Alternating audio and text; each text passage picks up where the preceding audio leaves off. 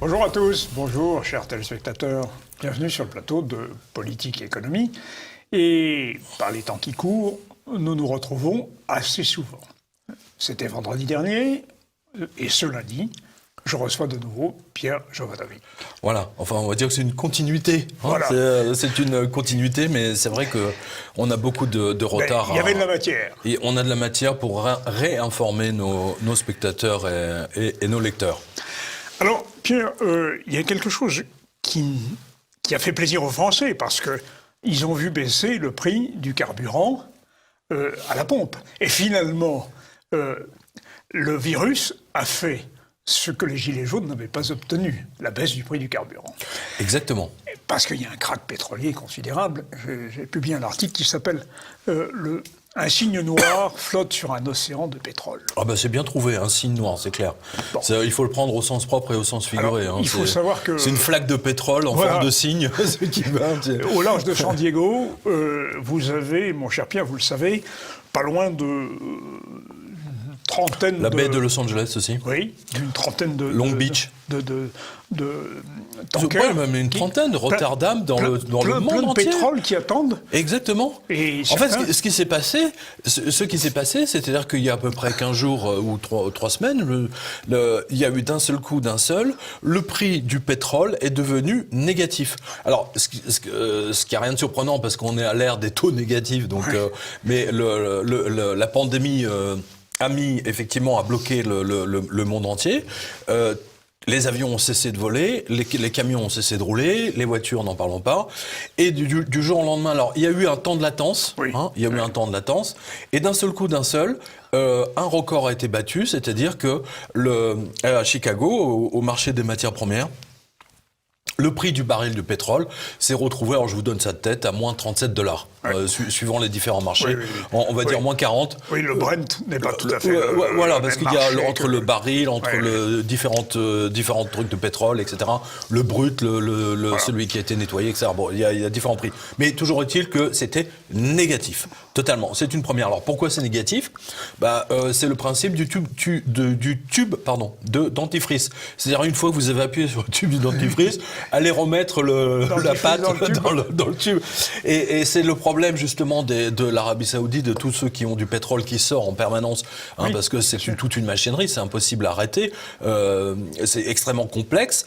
Et donc, ce qui s'est passé, c'est-à-dire qu'en fait, il y a des gens qui payaient des acheteurs pour qu'ils prennent leur pétrole. Voilà, c'est ça. Littéralement. Parce que le stockage a un coût. Exactement. Considérable. Et c'était effectivement le problème. Alors, les conséquences sont quand même bénéfiques pour nous. Réjouissons-nous pour une fois. Enfin, vous n'avez pas vu, les Français n'ont pas vu le vrai coût du pétrole. Parce que là, techniquement, ça revient, si vous voulez, vous allez faire le plein et c'est le pompiste qui vous paye 40 €, quoi. Oui. Non, ça, on ne verra pas.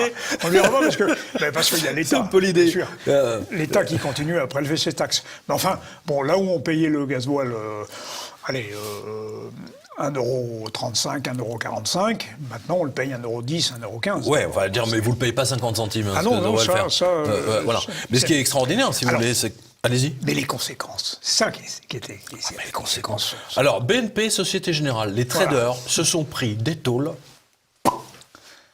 Maman, c'est le cas de dire, maman, au secours, maman. Bon. Alors, les pertes déclarées, je vous le donne de tête, parce que là on a tellement de papiers.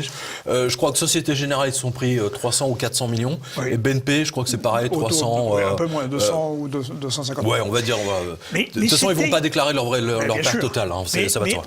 En réalité, c'était quand même prévisible. Parce que si le virus n'était pas prévisible, quoique il en ait été question assez souvent avant, Philippe Simoneau, sur ce même plateau, nous avait dit que le pétrole n'était plus pertinent dans les échanges internationaux, qu'il n'était plus la valeur dominante, structurante de l'économie. Et donc, les banques auraient dû être prudentes. On sentait déjà mais bien sûr. Mais c'est ça qui est extraordinaire, c'est qu'on ne comprend pas comment les traders de la Société Générale et de la BNP aient réussi à se prendre une telle tarte. Ça veut dire qu'ils sont complètement incompétents. Je veux dire, dès le départ, ils auraient dû parier sur le prix négatif du pétrole, puisque tout le monde entier s'est arrêté de fonctionner. Plus rien ne roulait, plus personne ne dépensait ni de l'essence, ni du kérosène, ni du mazout, ni rien du tout. Et on sentait bien, il y avait eu cette réunion, ce désaccord entre les Russes et les Saoudiens, avant le confinement, avant la crise du corona. Et donc, on voyait bien qu'il y avait un stock, un excédent de pétrole sur le marché mondial. Oui, en plus, vous avez raison de souligner ça, parce qu'en fait, il y a plusieurs choses qui se sont superposées. C'est-à-dire, d'une part, la volonté du prince saoudien Ben Salman de faire chanter Trump. Oui.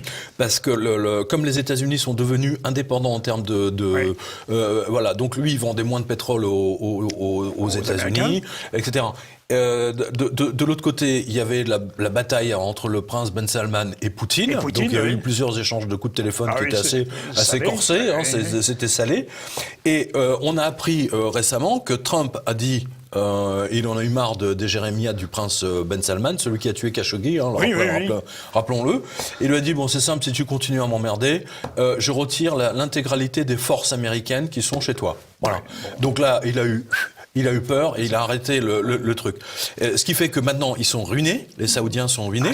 Ils ont multiplié leur TVA par 3. Ouais. Attention, les princes saoudiens vont être ruinés. Là. Je crois même que nous avions signalé à ce micro que l'Aramco n'avait pas trouvé preneur en capital. Oui, c'était très compliqué. Et que finalement, Ben Salman, BSM, avait imposé au prince saoudien d'entrer dans le capital d'Aramco parce que le capital mondial, voilà.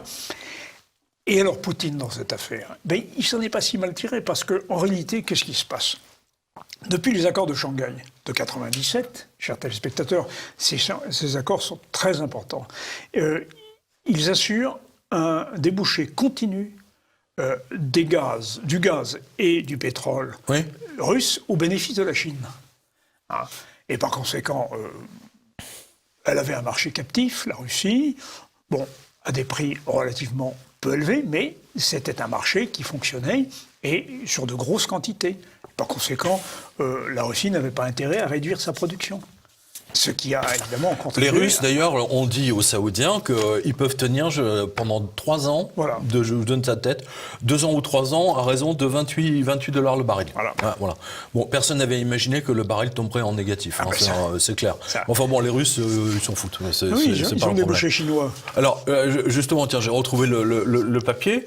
Notre lecteur, M. Breton, a vu que les traders de BNP ont été nettoyés de 219 millions de dollars avec des dérivés. Bien sûr. Ils n'ont pas lu Black Masters, les mecs, ils ont les dérivés, les produits dérivés, c'est ça qui est drôle. Alors, rappelons à nos téléspectateurs ce qu'est un dérivé quand même.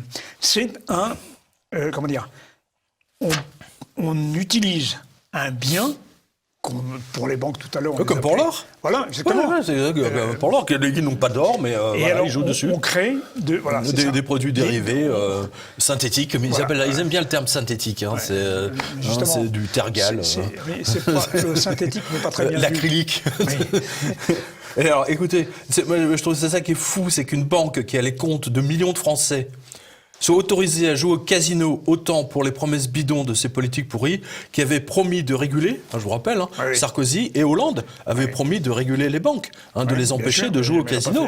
Je revois encore Sarkozy en train de faire ses grandes déclarations, comme par hasard. De toute façon, toutes les grandes déclarations de Sarkozy, il n'y a jamais eu d'effet derrière. Voilà. Et notre lecteur nous dit très justement, pince sans rire, si c'est la mieux gérée des banques, dans quel état doivent être les autres ? Voilà. Donc c'est vrai, il faut rappeler. C'est une catastrophe. Il faut rappeler que la BNP. C'est les traders de BNP Londres. C'est le desk de Londres. C'est en taille de bilan, c'est plus que le PIB français. Donc, d'une part. D'autre part, il faut savoir que 2 de ses principaux dirigeants ont été les financiers de la campagne de M. Macron. Il faut s'en souvenir. On est d'accord. Et pour ce qui est de la BNP. Elle a évidemment aussi un leverage, un effet de levier qu'on a rappelé tout à l'heure, qui est quand même assez Ah non, tangent. mais c'est très très grave. C'est- C'est très très grave. D'ailleurs, il y a un journaliste anglais qui a dit "Don't fuck up with those who invented credit default swaps and other bags of shitty derivatives." Shitty, ah oui, oui. Alors, Oui, parce que c'est de l'autre côté, c'est la JP Morgan qui a shitty, pris ça veut les dire 200. merdique. Ouais, voilà. Ils ont pris les 230 millions que la BNP a perdus, ils sont partis chez JP Morgan parce qu'ils étaient de l'autre côté du pari. Ah oui, d'accord. Ouais, voilà. Ouais, ouais. C'est le casino, ces mecs-là, ils jouent au casino. Ils sont fous alliés. Alors, et la BNP va se récupérer en pompant les comptes courants des Et gens. alors, la question, elle est très simple, c'est la séparation entre les activités bancaires et les activités spéculatives. Bon, c'est une vieille histoire qui remonte à Roosevelt. Vous savez, le fameux Glass-Steagall Act. Glass-Steagall, là, on est d'accord, mais bon. La séparation. Oui, non, mais justement, mais elle a été Justement, annulée. elle a été annulée, Elle a été annulée bien en sûr. 88 ou 89 Alors, par Clinton. Bien avant. Ça a été annulé avant. Non, aux non, c'est États-Unis. Clinton qui a annulé le. Et il en me semble. France, ça a été annulé aussi. Autant que je me souviens. Bah, je bien, crois que- tout ce qui est fait aux États-Unis arrive en France tout de suite dans la foulée. Donc, Mais j'aurais tendance à dire que c'était même Bérégovoy comme ministre des Finances. non, Bérégovoy, c'est celui qui a permis l'utilisation des crédits des faux swaps. Ah, c'est ça, voilà. C'est lui qui a légitimisé, pardon. Sinon, c'était interdit en France. C'était pas dans les usages, on va dire, des traders et certains, des banquiers. on fait un peu d'histoire, si vous me permettez. Certains pensent que Bérégovoy, dont tout le militantisme syndical et politique avait été le contraire de cela, se serait suicidé s'il y a d'autres... De 2 balles dans la tête, c'est ça? Oui, enfin, se serait suicidé pour avoir renié pauvre. ce qui était... Non, il avait dit, non, rappelez-vous, il était à l'Assemblée nationale et il a dit à tous les députés, j'ai les dossiers sur vous tous. J'ai ici une liste de personnalités dont je pourrais éventuellement vous parler. Ça, c'est pas bon, ça. Non, c'est pas bon, il faut jamais dire ce genre de choses. On se fait quand même comme ça. des ennemis. Ouais, là, non, comme non, ça. non, on se fait pas des amis, on est d'accord. Il y avait un livre comme ça, Dale Ouais. Carnegie, de l'art de se faire des amis, quoi. Là, c'est Pierre Bérégovoy, de l'art de se faire des ennemis. Oui, mais oui, et alors... Il était pas très malin, hein, quelque Mais part. Jox l'avait considéré, il avait regardé. Mais regardez cet homme, il n'est pas des nôtres, il n'a pas les Ouais, les c'est mêmes ça. chaussettes que nous. Tiens, à propos de jugement de banquiers, classe. à propos de banquiers, tiens, j'en oublie un. Pardon, parce que c'est important. il celui-là, faut c'est pas drôle. oublier les banquiers. Il faut pas oublier les banquiers qui meurent. Le banquier portugais Nuno Ribeiro da Cunha, en charge de la gestion de la fortune d'Isabel dos Santos, fille de l'ex-président angolais José Ah oui, Eduardo, oui, bien sûr. et femme la plus riche d'Afrique, Oui. mariée donc à Monsieur Dokolo, a été retrouvé mouru. Il s'est pendu dans son garage à Lisbonne. Voilà. Précisons que, comme l'ancien banquier de Donald Trump, il n'avait pas de raison valable de se suicider, comme hélas certains policiers gendarmes français qui sont démoralisés par leur travail et leur hiérarchie. Ou certains agriculteurs. Monsieur Ribeiro, exactement, travaillait pour la banque privée, très privée même, puisqu'elle appartient à Madame Dos Santos. Cette banque s'appelait Eurobic. Et son nom est sorti dans les Luanda Leaks du fameux consortium international des journalistes d'investigation payé par Washington et Bill Gates, etc. Dans les documents, on peut voir que le président Dos Santos avait confondu ses finances personnelles avec les finances du pays. Oui, ça n'est pas tout à fait C'est une original vieille habitude pour les l'Afrique. dictateurs africains. Oui. Voilà. Et donc, Mais vous avez là-dessus un excellent sketch de Dieudonné, lequel? le chef d'État africain. Oui, Oh, oui, on oui, me le oui. dit, on me le dit. Ah oui, On oui, peut le dire. oui, non mais c'est excellent là, franchement. Voilà. Et donc, voilà, il a été retrouvé mouru. Alors, il faut parce que rappeler attends, que- je précise que donc Madame Dos Santos, Dos Santos. du cas, donc elle avait le carré gagnant, elle. Ah, c'était les 4 as là. Ouais. Alors, vol, détournement, fraude comptable, blanchiment de fonds, faux et usage de faux, bilan truqué, abus de biens sociaux. C'est bien. La totale, quoi. Il faut rappeler quand C'est même que incroyable. l'origine de sa fortune, c'est aussi le pétrole. Bah, bien sûr, Parce oui, que c'est pour le ça que pétrole, c'est pour ça que j'en parle. Angolais. Parce que, exactement. l'Angola est un grand pays pétrolier. Exactement. Et la famille, Dos Santos était le président qui a vaincu d'ailleurs son opposant, Jonas Savimbi. Il l'a jeté au crocodile, non? C'est pas ça? C'était quoi l'histoire? Hein, c'est ça, hein, il y a une histoire comme ça. Enfin, je me souviens Le plus du pauvre truc, mais... Jonas Savimbi, qui était soutenu plutôt par un certain nombre de gens en France qui l'aimaient bien. C'était un colosse, un géant qui n'était pas marxiste. Parce que le paradoxe, c'est que Écoutez, ces hommes tous étaient les marxistes. pays africains Attends, moi, je me souviens de Rolf Steiner. Oui. Vous vous souvenez de Rolf Steiner? Très bien, oui. Le mercenaire, un gars incroyable, ancien légionnaire, etc., qui avait qui avait tenté de défendre le peuple africain, enfin les Nigérois, comment on dit ça, les Nigérians, parce qu'en fait les grandes multinationales avaient décidé de voler le pétrole du Niger. Et donc il avait écrit d'ailleurs un très très bon livre que je recommande, qui s'appelle Le Carré Rouge. Vous le retrouverez si vous allez sur quotidien.com, il y a un onglet qui s'appelle Livre culte. Voilà. Et là, on retrouve le pétrole, pareil. Et la même chose. L'Angola, pareil. Et la même chose en Centrafrique. Là, c'est les diamants et l'uranium. Et le Congo-Brazzaville. Monsieur Denis Sassou Nguesso était une créature d'elfe. Exactement. Il avait des marxistes aussi. Et c'est lui qui l'avait emporté contre son opposant. Pascal Lissouba, la même chose. Il y avait un autre aussi, Moïse Tchombé. Ah oui, c'est une autre génération. Mais j'adore, Moïse Tchombé, quoi. Il y avait aussi un... Je lui ai dédicacé un livre, figurez-vous. Alors moi, c'est le contraire. C'est l'opposant qui m'avait dédicacé un livre pour que je le reçoive dans là, j'avais dédicacé à Ange Patassé. Ange Patassé, bien sûr. Il voulait lire Les Anges Gardiens. Il avait un bon ange gardien, lui. Il est passé au travers, Ange Patassé. Ça a été dur. C'était chaud, là, pour lui. Donc, alors, juste pour qu'on finisse avec les banquiers, alors là, c'est autre chose. Alors, on était dans le pétrole, mais c'est les banquiers... Là, c'est du pétrole aussi, écoutez bien. Mais c'est l'inverse. La cliente de la caisse d'épargne de l'avenue Camille Pelletan à Marseille, qui n'a pas pu retirer sa prime de Noël. Donc, c'est une dame qui est au RMI... ou RSA, ou je sais pas quoi, donc de Noël, a été si vexée que de rage, elle est revenue à l'agence, a arrosé le chargé de compte de pétrole, d'essence ou d'alcool à brûler, et a voulu mettre le feu. Aïe. Ouais. C'est la bûche de Noël. Monsieur, j'ai honte. Non mais c'est drôle. Non mais c'est drôle pour une fois pour une fois que quelqu'un se révolte contre ses banquiers. Oui, c'est une pauvre érémiste. C'est une qui n'a rien à perdre. Voilà. C'est ça, elle a rien à perdre. Oui, mais si... Elle a même pas ses 50 € de sa prime de Noël ou je sais pas combien. Oui, mais mon cher Pierre, si tous les gens qui n'ont rien à perdre se coalisent. Non mais attendez, mais en ce moment c'est chaud là en ce moment. Oui, on attend. Attends, c'est chaud là en ce moment. Attends, moi je sais pas comment on va se passer septembre, octobre, novembre, mais ça va être. Je peux vous dire que ça va être dramatique. Les services du ministère de l'Intérieur ont fait une enquête dévolue justement aux possibilités de révolte populaire à l'automne. Oui. L'automne, oui, septembre, c'est ce que je dis. Peut-être avant, on ne sait pas trop, mais en tout cas, il y a quelque chose c'est clair que l'ambiance en France est absolument épouvantable. J'ai jamais vu ça. Même sur Hollande, on n'a pas connu ça. Et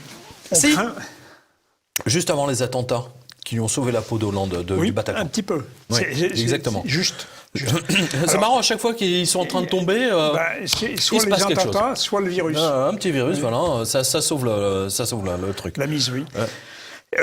Nous étions sur le pétrole, mais il y a une question qui va se poser ici.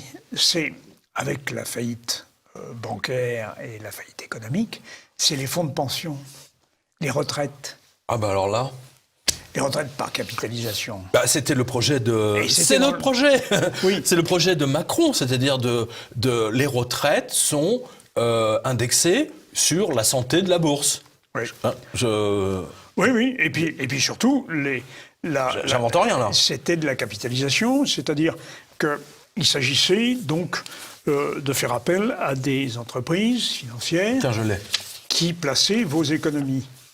Le problème, est-ce que ça va continuer? Est-ce que ça va être possible? On a vu que BlackRock et son patron étaient très intéressés par la réforme des retraites en France. Oui, c'est clair. Alors justement, où en est BlackRock? Le gouvernement Macron, vendu aux banques et aux autres BlackRock, nous avait promis, rappelez-vous, monts et merveilles. Il a suffi que Wall Street explose au mois de mars, entre le 10 et le 12 mars, pour que les retraites des Anglais et des Américains fondent comme neige au soleil. Alors voilà, là je cite le Guardian de Londres, le journal anglais le plus. C'est le journal de gauche, hein, je précise. Oui, c'est pas un journal de droite.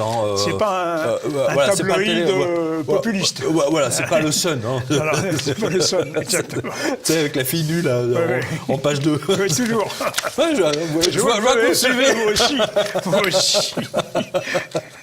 Bref, how badly has my pension been hit? Oui. C'est mauvais, mais enfin bon, bref. En fait, ils ont perdu déjà 10% sur le FTSE. Oui, le FTSE, c'est le CAC, FTSE, voilà, c'est le CAC 40. Le CAC des Anglais. Voilà, c'est ça. Et donc, la retraite, d'office, dès les premiers signes de craquement de Wall Street et du système bancaire, financier de Wall Street, ils ont perdu entre 5 et 6%. Voilà. Puisque l'indice est passé de 7400 à 6000, soit une perte de 20%. Oui. Voilà. Donc, ils disent, votre retraite, vous avez perdu tout ce que vous avez mis dans votre retraite, vous avez perdu 10%. Indice Nikkei. Voilà. Non mais attends. Ouais. Et voilà où veut nous emmener BlackRock avec l'appui de M. Macron. Hein. D'ailleurs, je signale que M. Mourad, qui était le conseiller de M. Macron, lui aussi a atterri à Bank of America. Oui, c'est sorti hier, ça. C'est marrant. Ils sont tous casés à Bank of America. Oui. Bank of America contrôle l'Élysée. Hein. Oui. Et Mourad était un de ses conseillers très proches dans la campagne de Macron. Hein. Donc voilà, vous perdez, pour toute chute de 10% CAC 40, la valeur de vos investissements retraite fond entre 5 et 6%. Moi, je n'y crois pas une seule seconde. Si je dis simplement, si ça perd 10%, vous perdez 10, point terminé. Voilà. Hein, il n'y a pas de compensation, parce que de toute façon, tous ces hedge funds se retrouvent à poil. Attends, le nombre de hedge funds qui ont fermé lors du crack tiens, le crack de mars, c'est important d'en parler.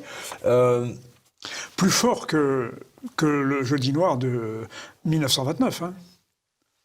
Regardez, tous les retraités français qui ont accepté de mettre leur retraite complémentaire, il y en a un, dans des produits vendus dans les banques, donc beaucoup de banques ont vendu ça aux retraités, et indexés sur Wall Street, là, ils se sont pris une méga claque, sans parler de tous ceux qui avaient parié sur une baisse de l'or et une montée du Dow Jones. Ils ont été lessivés. Voici un cas typique. Je vous donne un cas typique, là. C'est California Public Employees Retirement System. Donc, c'est les fonctionnaires de l'État de Californie. CalPERS, exactement. J'ai été reçu au siège de CalPERS quand j'étais en Californie. Ils ont perdu 69 milliards de dollars juste en un mois. 69 milliards de dollars. Ça veut dire quoi? Ça veut dire que vous êtes à la tête d'un fonds de pension, vous placez l'argent Wall Street et du jour au lendemain, vous perdez quasiment 70 milliards. Ce sont les pensions des retraités qui sont diminuées d'autant, voilà, tout simplement. Et CalPERS, et c'est ce que veut Macron. CalPERS, donc, c'est la fonction publique californienne. Ça va des instituteurs, en passant par les pompiers, les professeurs de Berkeley. Bien sûr, tout. Et ils ont un siège social. Alors magnifique, j'ai été reçu royalement d'ailleurs, peu importe les circonstances. C'est un immeuble végétalisé, vous savez, très, très à la mode, qui se trouve à Sacramento. Sacramento, la capitale de la Californie. Et CalPERS, donc, a une fonction publique à charge énorme, parce que la Californie dramatique. avait une fonction publique qui était très lourde. Absolument, mais c'est dramatique. C'est un drame. C'est dramatique. Oui. D'ailleurs, regardez, ensuite, plusieurs traders de matières premières qui avaient parié dans le mauvais sens, là aussi, on parle du pétrole, l'or, etc., du mois de mars, se sont retrouvés en slip, comme par exemple AG Mortgage Investment Trust à New York. Alors, ils ont perdu 14 milliards. 14 milliards. Ça, c'est un haircut où je m'y connais pas. Hein. Vous avez vu, je le sens. Hein. C'est Légion étrangère, là. C'est coupe un corpo, là. Oui, alors donc... Non, mais attends, 14 milliards. Les mecs, j'imagine les mecs qui arrivent au bureau, ils appuient sur le bouton de l'ordinateur, et d'un seul coup, il y a le tableur Excel qui s'allume, et puis ils voient qu'ils ont perdu 14 milliards. Et les mecs, je me demande s'ils ont envie de se suicider tout de suite ou s'ils prennent un café avant. Non, mais sérieux, quoi. Alors, voilà. Et ce n'est pas tout. Alors, ensuite, il y a eu Commodity Broker ED and F Man Capital Markets. Alors, ils ont perdu 100 millions juste le vendredi. Ouais. Le vendredi, ils ont perdu 100 millions. Alors, leur position portait sur 5 milliards. Donc, comme ça a baissé, ils ont perdu 100 milliards d'un coup. Et ils ont dû couvrir tout de suite. Ah oui. À la fin de la séance. Hein. Vous savez, c'est comme dans le film Wall Street, un Oui, fauteuil pour deux. exactement. Hein, Oui. c'est à la fin. Oui, Oui, oui, parce que ça, c'est le principe du marché de Chicago. Vous devez couvrir vos pertes tout de suite à la fermeture du Mercantile Exchange de Chicago. Voilà. Et alors, écoutez bien la suite. Bloomberg nous rapporte que Citigroup et Deutsche Bank sont les deux banques prêteuses qui se sont retrouvées entubées, c'est le cas de le dire, de plusieurs milliards de dollars de dettes qu'elles avaient accordées à MGM Grant et Mandalay Bay à Las Vegas. Comme tout a fermé à Las Vegas, il n'y a plus rien, tout est fermé. Ben là, pareil, là, c'est des pertes qui doivent étaler, quoi. Et ensuite, TPG RE Finance Trust a fait faillite, incapable de payer. Ben, je vous disais, ces appels de marge à la fermeture de la séance de Chicago. Et donc, alors, écoutez bien. Alors, parce que là, attends, ils ont parié aussi dans le mauvais sens. Pardon. 9,5 milliards de dollars. Ils n'ont pas pu payer. Donc, leur siège a été cassé. Bancarotta. Ils ont cassé le banc, comme à Florence. La banqueroute. Bancarotta, banqueroute. Bancarotta. Et voilà, ils ont cassé, ils respectent la règle de Florence, ils cassent le siège, voilà. Parce qu'ils n'ont pas pu faire l'appel de marge. Ça, c'est un vrai défaut de paiement, quoi. C'est du sérieux. Oui, 9 milliards. Il nous manque 10 milliards, d'accord, bah, ciao. Ciao, oui. Ciao. Paf. Non mais la banque, non, mais c'est ce qu'ils ont fait. Oui, bien sûr. Excuse-moi, c'est ce qu'ils ont fait à leurs banquiers. Bien sûr.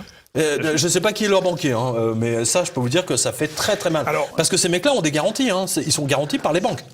C'est ça. Oui. Et ben, ça entraîne derrière tout un tas de lettres de crédit, etc. Oui, bien sûr, bien sûr. Voilà. We're talking serious money here, aren't we? Hein? Alors, nous étions donc, mon cher Pierre, sur les Non, mais questions vous vous rendez compte, 10 de milliards retraite. Pardon? Oui, nous étions sur les questions de retraite, de Oui. placement, etc. On vient de le voir, là. y a une Les question exemples n'en finissent plus. Une question que je voudrais qu'on traite et qui est corrélée à cela, mais après la petite pause que nous allons faire, c'est évidemment l'épargne. Que devient l'épargne Mais quelle épargne? Quelle épargne? Bonne question. Mais quelle épargne? Tout est en taux négatif. Et bien voilà, c'est la Tout est en taux négatif. C'est une destruction permanente des richesses des gens. Oui, des pauvres gens, d'ailleurs. Oui, mais Des classes moyennes. vous savez que ce qui reste suscite la convoitise d'un certain nombre de candidats au prélèvement. Et nous allons en parler après la pause.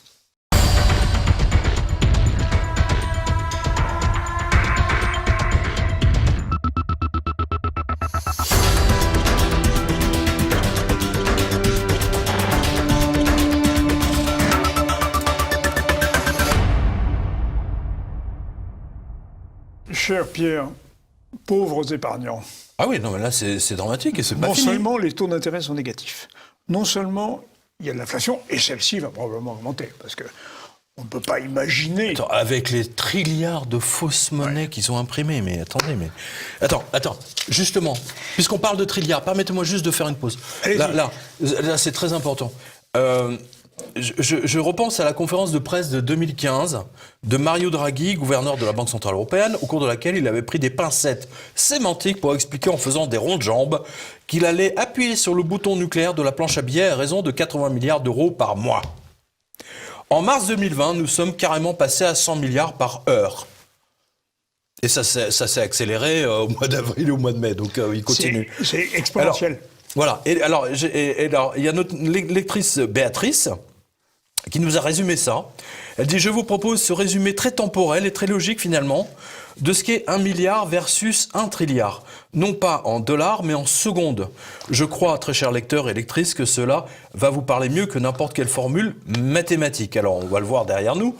Alors, juste autre chose, on voit que sur, si par exemple, si on met tout ça en secondes, hein, donc des milliards de secondes, voilà, 1 milliard, on va se retrouver en, je sais pas moi, 1970, mais si on prend 1 trilliard, on se retrouve genre 300 avant Jésus-Christ, quoi. On va voir la date exacte de ce que ça fait. Mais il faut, pour bien que vous compreniez ce qu'est 1 trilliard versus 1 milliard. 1 trilliard, c'est 1000 milliards. Alors, les puristes de la langue française vont me dire, oui, mais vous vous trompez, c'est pas 1 trilliard, c'est 1 milliard, ou je sais pas quoi. Ouais, enfin bon, attends. Les anglo-saxons, là on est le langage de la finance, c'est l'anglo-saxon, hein, enfin c'est l'anglais par définition, donc on adapte plutôt leur mode de compte, sinon on s'y perd. Avec autant de zéros, on s'y perd. Et alors donc du coup, Je viens à ce que vous avez abordé, c'est-à-dire que l'autre aspect, effectivement, du jour d'après, comment faire face aux montagnes de dettes comme la sécurité sociale qui a emprunté 70 milliards de toute urgence. Hein, absolument, voilà. 70 milliards. Et auprès de marchés. Des étrangers, c'est-à-dire que demain, l'épargne sociale des Français, car c'est de l'épargne sociale. Oui. Nos cotisations sociales, c'est d'épargne sociale. C'est des salaires vont être. C'est des salaires qui doivent venir après. Voilà. Eh bien, tout cela va être contrôlé par des salaires banques. décalés.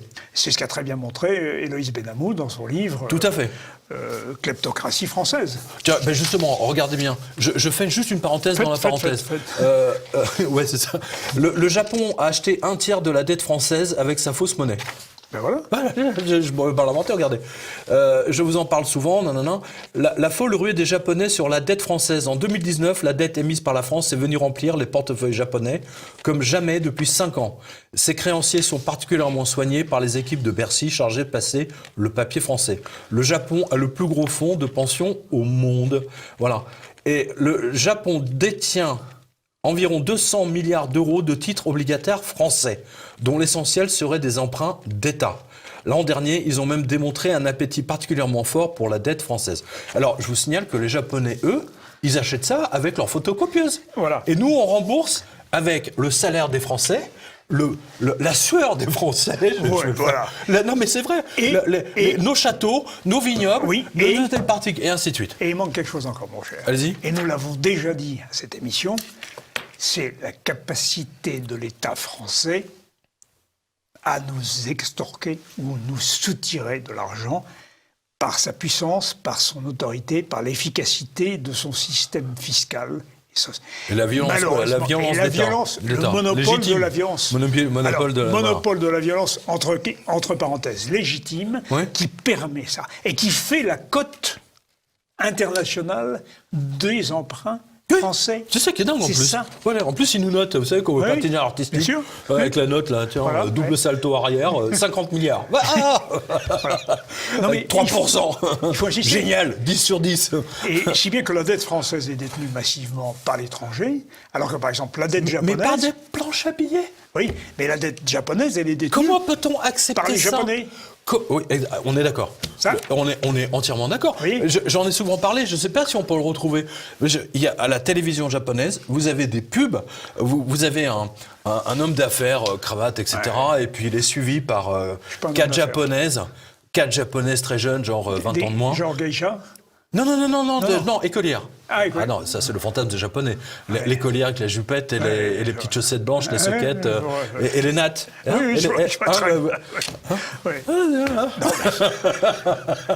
Bref, et donc il y a une voix off qui dit « Cet homme a du succès », donc il y a les 4 filles là qui sont là en adoration, etc. Il a acheté des bons du trésor du Japon.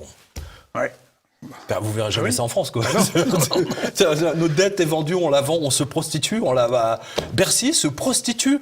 Bercy, attends, puisqu'on y est, Bercy est une putain, disons-le clairement, sur un trottoir, le trottoir de Wall Street, et qui vend sa dette. Voilà.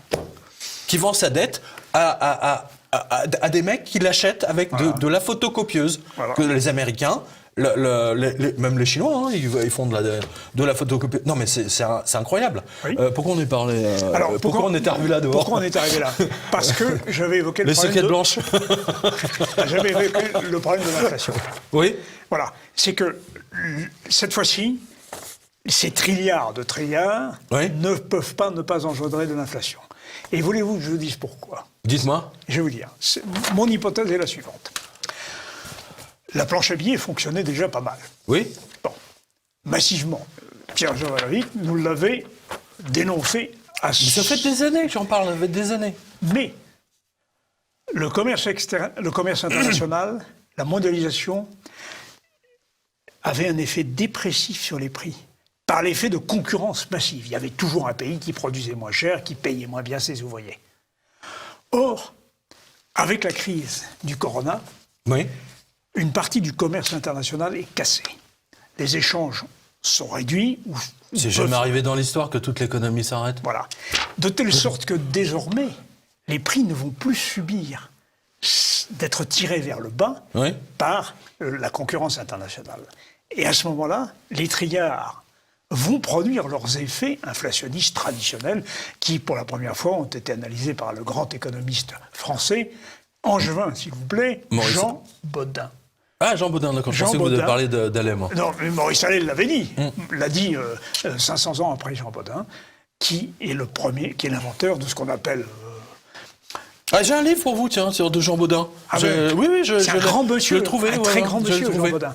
Français, juriste et économiste français du XVIe siècle, et angevin de surcroît. Vous savez que j'ai une certaine faiblesse pour l'Anjou. Eh bien, Jean Bodin... Chez les Angevins, il y a des anges, hein, c'est bien connu. Hein.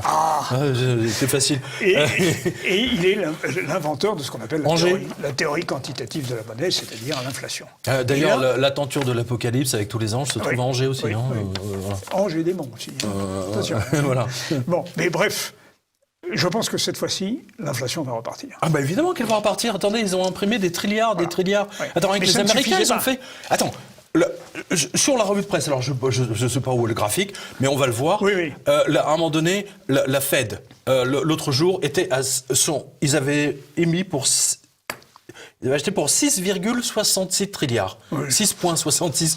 Et le titre de Zero Rate, c'était les banquiers de la Fed ne manquent pas d'humour macabre, hein, puisqu'ils ont monté à 6,66. Ah oui, 666. 666. Ah oui, ça, voilà. c'est- On a trilliard.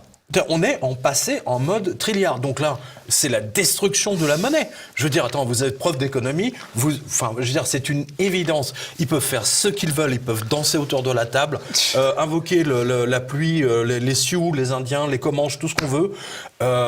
L'inflation va repartir, et puis massivement en plus. Massivement. Et on va le voir d'ailleurs. On l'a déjà vu, nous. Enfin, les Français le voient déjà là, en ce moment même, hein, oui. quand ils vont faire leurs courses chez Auchan. Alors, il y a deux phénomènes contradictoires. Dans un premier temps, les produits qui ne sont plus demandés connaissent des chutes de prix. Mais il ne faut pas se faire... C'est le principe du tsunami. Mais bien sûr. La Il faut mer pas- se retire. Voilà. Il faut pas Il y a un se laisser tremblement de abuser. terre, la mer se Bien sûr. retire. Et à ce moment-là... Et d'un seul coup, boum. Voilà. Exactement. Bah, je crois qu'on a tout résumé. Hein. Là, on a donné une belle image. Je veux dire, tout le monde peut la comprendre. Celle-là, hein. c'est ça. Pourquoi j'ai ça en papier, moi? Alors, parce qu'on était sur l'inflation, et donc, et puis vous aviez évoqué comment le Japon a acheté de la Non, dette mais française. justement, non. Voilà, parce que une partie de l'épargne des Français sera saisie d'une manière ou d'une autre. Il dit, Ah oui. c'est notre lecteur, Monsieur Puig, il a dit, qui a vu, il dit, j'avais envie de partager cette petite vidéo avec vous. À 2 minutes 22, il lâche, alors je sais plus qui parle parce que j'ai pas la vidéo. Le FMI suggère que pour rembourser toutes ces dettes, on prenne 10% de l'épargne de tout le monde. Voilà, et c'était même sur BFM TV. Il dit, je n'y croyais plus de voir une info sur BFM VC. C'est drôle. Monsieur Puig, c'est un stagiaire qui a collé cette info cruciale par définition, parce que ceci doit expliquer cela. Et il a raison, car si le FMI demande la saisie de 10% de toutes les épargnes, cela veut dire que nous aurons obligatoirement un méga impôt coronavirus. On en a parlé tout à l'heure, septembre, octobre, décembre, peu importe quand, mais ça va tomber. Corona Que ce tax. soit exactement, que ce soit en TVA, peu importe comment ça va être déguisé. Peu importe, mais c'est obligatoire. C'est obligatoire. Je ne pense qu'ils ne vont pas le C'est déguiser mathématique. en TVA. Pardon? Ils ne vont pas le déguiser en TVA. Ils vont le déguiser comme pour l'impôt sécheresse, impôt de circonstance, Ouais. au nom de la morale. Parce qu'on va nous baigner ça dans la moraline. Hein, impôt de solidarité, impôt, etc., etc. On va mettre les soignants, le personnel soignant dedans. On a oublié quelque chose? La loi Sapin 2? Oui, alors, la loi Sapin 2, Bah bien voilà. sûr, bien sûr. Hein, elle a été votée par anticipation, prophylactique. Oui. Oui, bien sûr. Voilà, mais Voilà. ils l'ont vu venir le truc, Mais hein, c'est pour ça qu'ils l'ont fait. Ça sentait le sapin. Bah, bien sûr que ça sentait le sapin, c'est signé. Dieu a beaucoup d'humour, c'est ça que j'adore. Il a un humour fou, quoi. Il a le destin des gens. Trouve un mec qui s'appelle Sapin, qui fait de la loi Sapin pour vous niquer vos assuranceries. C'est génial. Pour enterrer quoi. l'épargne. Pour enterrer l'épargne, pour vous voler votre épargne. Mais c'est dingue. C'est dingue. Tiens, j'avais une autre info. Alors, je sais plus ce que j'en ai fait. Ça doit être dans le tas. Alors, je vais vous la donner de tête. Bon, je sais pas où vous voulez. Parce que c'est un... je crois que c'est sur le... C'est Bloomberg qui dit, il y a 10 ans, donc en 2008-2009, même après l'explosion de Wall Street, un retraité américain qui plaçait $100 000 à Wall Street, il pouvait décemment attendre d'en obtenir, on va dire, $5 000. Ouais. $5 000 d'intérêt par an. Bon, d'accord. Aujourd'hui, s'il en obtient 500, c'est le maximum. C'est ça. Donc, c'est une... Et le journaliste continue, il dit c'est un appauvrissement global de la population et des retraités. C'est-à-dire que là, non seulement on est en train... Enfin, c'est pas nous. Wall Street et tous les banquiers sont en train de détruire non seulement la classe moyenne, mais ils volent les retraités et nos enfants et nos petits-enfants vont se retrouver à poil. Ils vont se retrouver à poil, faut le dire. Non, mais c'est dramatique pour eux. Ce qui voudra dire que, dans une certaine mesure, les patrimoines dépendront plus de l'État, ou plutôt l'État sera le vrai propriétaire. C'est déjà le cas. Regardez la Banque Centrale Européenne qui rachète toutes les obligations. La Fed qui possède la Banque du Japon. La Banque du Japon possède 50% de toutes les obligations et actions japonaises. Moi, je vous note sa tête. Mais nous serons des propriétaires nominaux. Comme disait Marx, et Dieu sait si je ne suis pas marxiste. Je l'ai. Propriétaires nominaux. Nous n'avons de nom que le propriétaire. J'étais même trop optimiste dans les chiffres que je vous ai donnés. Écoutez bien. Voilà. En 2008, un retraité qui investit $10 000 dans des bons du Trésor recevait $400. Bon, je me suis pas trompé en fait. C'est les proportions qui... c'est les proportions. En 2020, avec la même somme investie, il ne recevra... Ah oui, quand même. Ah oui, là ça fait mal. Là. $67. Ah oui, d'accord. Ah là, ça fait très mal. Non, c'est bien ce que je dis, j'étais très optimiste là pour le coup. Alors, voilà. Et encore, cet article a été écrit quelques jours avant que les taux de la Fed ne deviennent eux aussi négatifs. Voilà. Et d'ailleurs, j'avais titré ça, regardez, à chaque fois que les banques se retrouvent à la une des médias, une pandémie les sauve in extremis, et c'était du 30 mars. Voilà. Et j'ai retrouvé un autre article du mois de janvier. Et alors, là, c'est intéressant ça, oui, je vois ce que vous voulez dire. Où j'annonçais clairement que Wall Street allait sauter. Et ça a sauté effectivement 2 mois plus tard. Bon, en même temps, ce n'est pas difficile d'arriver à cette conclusion. Vu les centaines de milliards le matin et 100 milliards le soir pour sauver les banques, là, c'est quand même complètement surréaliste, quoi. Tiens, Banque Postale, pendant qu'on y est. Regardez, d'un de nos lecteurs spectateurs, il dit « J'ai demandé un retrait à ma banque postale. On m'a fourni un justificatif ainsi qu'une demande de revenus. » Ah oui. Mais ils sont... Attends, je ne sais pas si tu imagines. Attends. J'ai donc inscrit revenu, ne vous regarde pas, et justificatif, je vais acheter des pots de mayonnaise. Il dit j'étais pas vraiment content.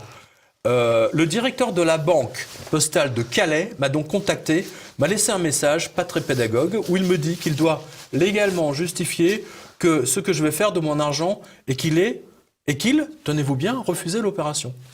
Il refusait de lui rendre l'argent à notre donc lecteur. Non seulement il doit justifier la provenance, mais il doit justifier l'usage. Non mais attends, on lui demande un justificatif ainsi qu'une demande de revenus. C'est-à-dire, pour retirer votre argent, vous devez donner votre feuille d'imposition. Putain, mais c'est des malades. Banque Postale, vous êtes des... Bon. Non, mais... Péripatéticienne. Oui. Ça vous va ? Ça me va. On est dans la sémantique. Vous avez d'autres adjectifs éventuellement à suggérer ? Oui. Non, j'en ai plein.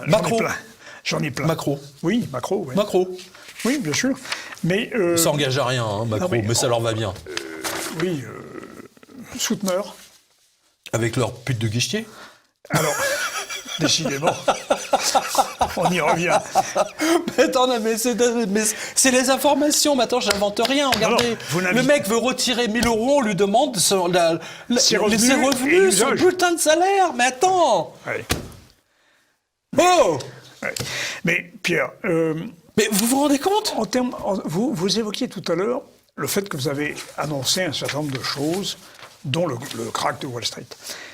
Oui, au janvier. Alors je voulais dans le tas là. Oui. Mais dans votre revue de presse, je suis tombé sur quelque chose qui m'a frappé quand même. Le 20 février 2017. Oui. Dans Ouest France. C'est Bill Gates Oui, qui annonce une pandémie. oui. Alors ça, c'est quand même troublant. Ah bah c'est plus que troublant, hein. J'en ai fait des tartines pour le coup sur Oui, cette affaire, oui. sur la revue de presse. Moi je dis clairement, je le redis, que cette pandémie est organisée de A à Z. J'aurai l'occasion d'y revenir. Avec, je pense qu'on fera une émission spécifique là-dessus, parce que c'est d'abord parce que Bill Gates, je le connais depuis. Enfin, je l'ai interviewé personnellement. Non mais. Ah, vous l'avez interviewé personnellement. Oui. Non mais à l'époque où personne ne le connaissait. Oui. Non mais attendez, C'est vrai. moi je suis journaliste informatique, hein, je vous rappelle à la base. Hein. Oui, c'est Donc vrai. personne ne connaissait Bill Gates à l'époque. C'était uniquement un truc de geek, quoi. C'était un truc de. C'est comme comme les gens qui se passionnent aujourd'hui pour L'intelligence artificielle. Non, la crypto-monnaie. Ah oui. Vous voyez, c'est un peu la même, Mais c'est ça, voilà. la même idée, quoi, la même je vois. chose. Voilà. Donc, et Bill Gates est tenu par Epstein. Voilà. Est tenu oui. par. Parce qu'il a pris l'avion d'Epstein 4 fois après que celui-ci soit sorti de prison pour prostitution de mineurs ou je ne sais plus quelle accusation sordide, peu importe. Toujours est-il, si vous voulez, que ce qu'on sait, si vous voulez, c'est que Epstein était un espion du Mossad en collaboration avec la CIA, que toutes les chambres, partout, dans toutes ces maisons, les châteaux, etc., Caméra. dans toutes les îles, toutes les chambres étaient, y compris avenue Foch, il y avait des caméras partout, et c'est comme ça qu'il tient la totalité des sénateurs, des députés, qu'ils soient français, qu'ils soient américains, italiens, peu importe, il les tient avec des gamines de 12 ans, ou alors s'ils sont mariés, etc. Non, mais je suis très... Attendez, j'ai des biscuits, hein, alors là, je peux vous dire que c'est un dossier que j'ai suivi. Donc Bill Gates, on lui réserve une émission très spéciale, on va dire. Ah oui, tiens, ça serait bien de faire une émission. Exactement. Mais alors, il y a une chose qui m'a troublé aussi profondément, mon cher Pierre, c'est que j'ai vu que le confinement avait été... Nous arrivons à la fin de cet entretien et nous avons déjà sur le prochain.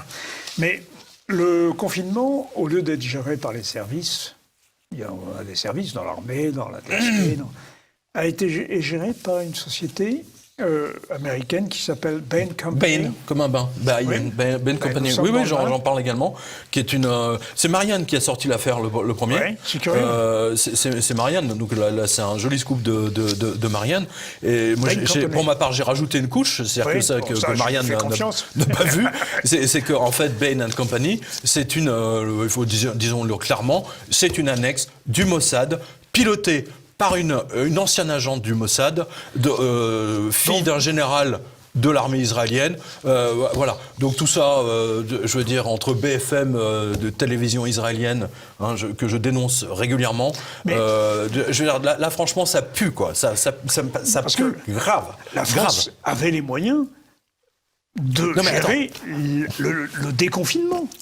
Non mais, Olivier, lorsque j'étais secrétaire d'état-major, j'étais dans un bureau spécifique qui est stratégique. Ça n'a pas l'air comme ça, qui s'appelle le bureau des effectifs.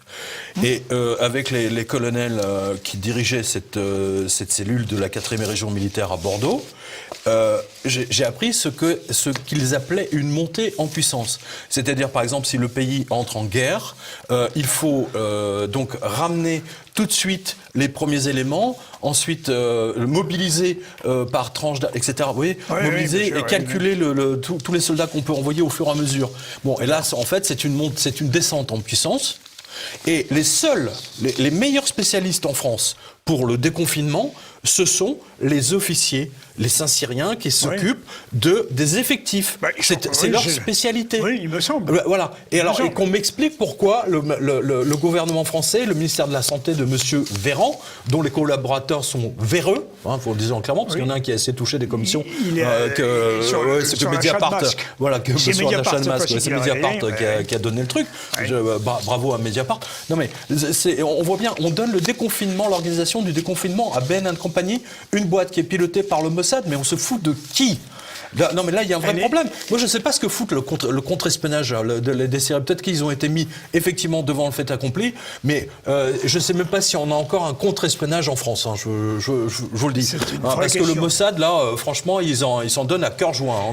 Bain Company véritablement. est quand même une société de droit américain, que je sache. Bien sûr. Oui, c'est ça. Mais si vous voulez, ça a été fondé, si vous voulez, dès le départ avec des gens du Mossad, quoi. Voilà. On a tout l'historique. Hein. Et attends, j'ai encore des biscuits. Hein. Je vais en rajouter encore. On arrive à la fin de cet entretien, et puis ce n'est plus tout à fait dans le sujet d'aujourd'hui, mais il faut consacrer une émission à cette question. Mais si vous voulez, attends, on n'a pas assez de gens intelligents en France. On n'a pas de gens dans les ministres. À quoi servent tous ces ministres, tous ces énarques Ils sont même pas foutus d'organiser le déconfinement. On est obligé de donner ça à Bain. Attends, c'est des informations confidentielles. Alors Bain, selon Marianne, disait non, on le fait gratuitement. Mais attends, j'y crois pas une seule seconde. J'ai jamais vu une multinationale américaine faire quelque chose gratuitement. Ça n'existe pas. There is no free lunch, comme ils disent. Donc, et s'ils disent, si éventuellement ils font, ça veut dire qu'ils ont sur un autre dossier, ils ont pris 50, 60 ou je sais pas combien de millions. Voilà, il y a rien de gratuit. C'est un billard à deux bandes. Oui, je te donne ça, mais personne ne le saura, et tu t'occupes de ça, etc. On n'a pas à donner le déconfinement à une compagnie américaine pilotée par qui est une annexe connue du Mossad. Merde. Pardon. C'est en effet troublant, c'est le moins qu'on puisse dire. C'est des eaux troubles, oui. C'est des eaux troubles. Vous savez, dans les eaux troubles, franchement, on trouve très, très souvent ce genre d'opération. Du point de vue du Mossad, des Israéliens, c'est remarquable. C'est comme l'affaire Epstein, c'est superbement bien organisé. Mais là, on retrouve à nouveau, si vous voulez, le Mossad, Epstein, Bill Gates. Tout ceci se tient. Hein. J'aurai l'occasion de revenir. Hein. L'histoire du vaccin, par exemple. Oui. L'histoire du vaccin, c'est extraordinaire. C'est la lubie de Monsieur Bill Gates. Ça, il aime les vaccins. Et il aime les vaccins. Il aime Big Pharma aussi. Enfin, en tout cas, la question légitime, on va peut-être conclure là-dessus. Je rappelle que Monsieur Bill Gates possède un avion à lui, qui est un bombardier B700, donc c'est un petit jet quand même. Hein. C'est pas le petit avion à hélice de l'aéroclub de Marne-la-Coquette. Hein, c'est vraiment le bombardier que possède Hop, que la France possède. Voilà. Donc Bill Gates a son propre avion, qui m'explique pourquoi il a eu besoin de monter à 4 fois de suite dans l'avion de Monsieur Epstein.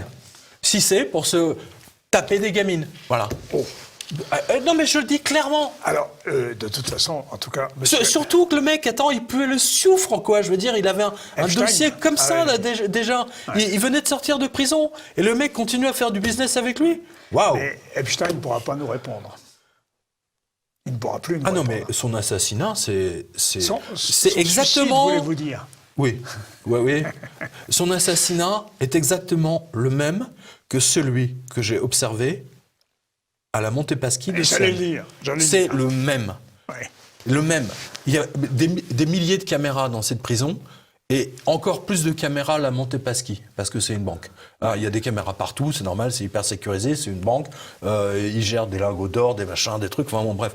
Comme par hasard, ce jour-là, les caméras, je parle de Sienne, hein, la Montepaschi. Oui. Les caméras étaient en panne. Comme par hasard à la prison new-yorkaise, les caméras étaient en panne. Oui. Et les mecs s'étaient endormis. Ouais. À Sienne, le garde, je me suis endormi à soupir. Enfin bon, je veux dire, c'est exactement la même opération. Et je vous signale que là aussi, on retrouve des très très gros intérêts à coups de milliards. Hein. Voilà. Il a été suicidé d'une balle tirée à bout portant. Dans le dos. Voilà. Il s'est tiré une balle dans le dos. Voilà. C'était le titre du Canard enchaîné en 1934, à la suite du suicide de Stavisky. De Stavisky, grand banquier aussi, grand escroc. Hein, le crédit municipal de Bayonne. L'affaire Stavisky. Eh bien, mon cher Pierre, rien de nouveau sous le soleil. Mais, si, il y a beaucoup de choses de nouvelles. Beaucoup de nouvelles sous le soleil, au contraire. En intensité. Parce que là, en intensité, on voit, si vous voulez, qu'on monte de plusieurs crans. On voit que les gens commencent à avoir peur. Hein, non, mais attendez, là, les conséquences économiques, si vous voulez, sur le chômage, sur l'indice des prix, etc., tout ce qu'on veut, mais c'est gravissime. Mais c'est gravissime. Là, on a... Et en plus, vous voyez bien que le gouvernement essaie de contrôler les gens, c'est-à-dire surtout qu'ils ne se parlent pas. Et c'est quoi le fait de se mettre un masque, si ce n'est une muselière? C'est une muselière pour que les gens ne se parlent pas. C'est une façon d'étouffer les gilets jaunes. Bien sûr. C'est pour les empêcher de se révolter. Bien sûr, mais nos téléspectateurs ont remarqué que nous n'avions pas de masque. Attendez, partout ils se sont révoltés. En Allemagne, ils se sont révoltés. En Italie, ils se sont révoltés. Il n'y a qu'en France qu'on ne se révolte pas. Je ne comprends pas. Attendez. Aux États-Unis? Notre parole est libre sur TV Liberté. TV Libertad, révolution, non mais je suis très sérieux, révolution, non mais là il faut, non mais attends, là il faut ressortir la guillotine quoi. Je veux dire, attends, Macron a 27 000 morts. 26 ou 27 000 morts sur la conscience. Ils ont tout fait pour que le virus se propage. Ils ont tout fait pour que le virus se propage. Je sais pas à quoi c'est, comment on met un masque, l'autre débile. Là. Ils ont détruit les masques. Non mais attends, ils ont fait tout pour qu'on ait le maximum de morts. Pendant qu'on brûlait les masques. Non mais c'est monstrueux. Non, mais on a fermé l'entreprise de Plantel. Des entreprises qu'ils ont fermées. La chloroquine qui guérit, ils l'ont mise en substance vénéneuse. Oui. Juste, c'est là où le bas blesse, parce que là, tout le monde a vu que la ficelle était vraiment trop grosse. Ouais. Et le truc qu'ils n'avaient pas prévu, c'était le professeur Raoult. Ouais. La chloroquine, maintenant, est utilisée partout, aux États-Unis, etc. Mais vous avez vu que tous les médecins qui sont payés par les laboratoires pharmaceutiques, d'ailleurs, il y a une vidéo géniale d'un mec qui s'appelle Marcel D.